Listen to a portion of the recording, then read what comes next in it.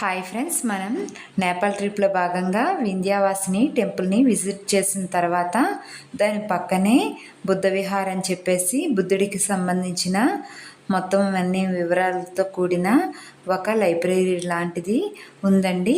దాన్ని కూడా మేము చూడడానికైతే వెళ్ళాము. చూస్తున్నారు కదా, మీరు చూస్తుంది ఇప్పుడు ఆ బుద్ధుడికి సంబంధించిన విశేషాలను తెలిపే ఒక గ్రంథాలయం అని చెప్పుకోవచ్చు. చూస్తున్నారు కదండి, ఇది చాలా ప్రశాంతంగా ఉందండి. ఇక్కడ వాతావరణం అయితే చాలా బాగుంది.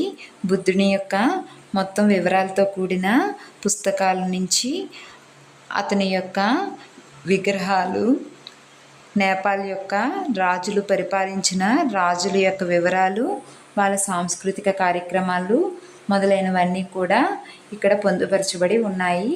వాటిని కూడా మేము చూసి చాలా హ్యాపీగా ఫీల్ అయ్యాము.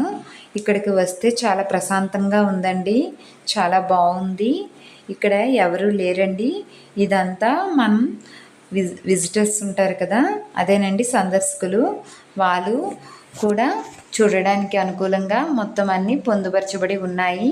మనకు కావలిస్తే వాటిని చదివి వాటి వివరాలను తెలుసుకోవడానికి వీలుగా మొత్తం వివరించి ఉన్నాయండి.